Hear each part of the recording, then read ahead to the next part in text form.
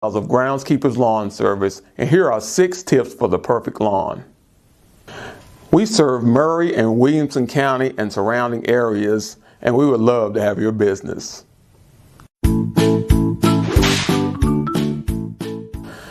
Tip number 1 is climate.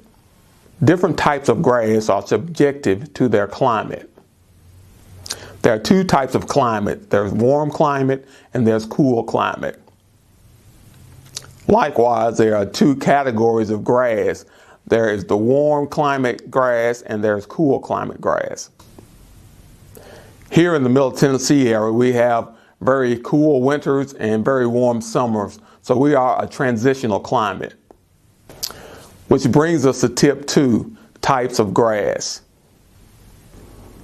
There are about 40 varieties of grass, but there are 5 that are suited for this area. The first we'll talk about is ryegrass. Ryegrass is a good blending grass. If you have bald spots in your yard, or you need to fill in an area, or you need new growth to be placed where something has destroyed your grass, ryegrass is a good choice for that.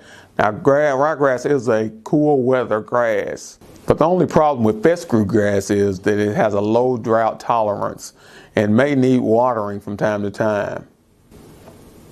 The next grass is Kentucky bluegrass. Kentucky bluegrass is very popular around this area, but it is a cold climate grass, but it may require more attention than others on this list. The next grass is Bermuda grass. Bermuda is a very hardy grass and it withstands high traffic. It has a high water drought tolerance. Bermuda grass is a very dominant grass and has a tendency to overtake any other grasses in your lawn. But the plus side of that is it's able to take over weeds as well. It will smother out weeds. It has a very high drought tolerance. It doesn't need a lot of water and is very good for this area. The next grass is Zoysia grass. Zoysia grass came to the United States about 1911, coming from Asia, but it has a lot of the similarities of Bermuda grass. It's very good for this area because it withstands high traffic. It also is a high tolerance for drought, and it's very low maintenance. And like Bermuda grass, it has a tendency to take over wherever it's planted. So therefore, it's good for destroying weeds and for making a green plush lawn. Now, the most popular grass in this area is the tall fescue. You'll see the tall fescue in a lot of sports fields and a lot of people's yards because it's very high drought tolerance. Fescue grass is resistant to high traffic and is very low maintenance grass. So for this area, fescue grass is one of the more popular grasses used. If you plan to water your lawn, you need to determine that at the beginning of the cutting season. Once you start watering, you need to continue. The tall fescue, Bermuda, and Zoysia grasses need very little watering because they have a high tolerance for drought. Now, the Kentucky bluegrass and the ryegrass may need more watering because they are cold climate grasses and have a very low drought tolerance. Tip number 3, fertilization. If you choose to fertilize your grass, the best time to fertilize is in the fall. If you want to fertilize and overseed, the fall is the best time of year because it will germinate your grass and the fertilizer will get into your soil. Now, you can fertilize again in the springtime as well, but if you choose to fertilize, choose a fertilizer that will cause your grass to flourish.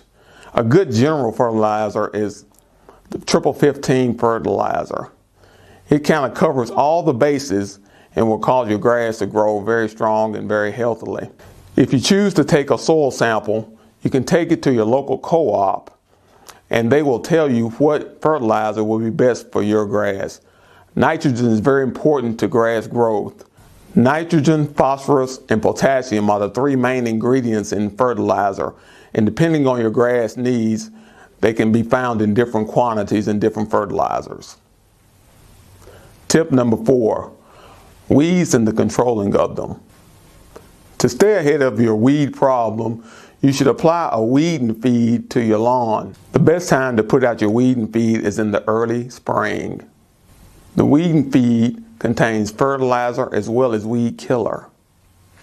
This will fertilize your grass, giving it strong roots and at the same time, kill any weeds that might try to come up around your grass. If your weeds persist after applying weeding feed, wait till late May, early June and apply once again, because the more weeds you have, the more infertile your soil. If you have 50% weeds and 50% grass, you may consider reseeding your lawn. If your grass is taller and more dominant than your weeds, then your grass will smother out your weeds. But if your weeds are dominant, it could damage your lawn. Tip 5, proper mowing.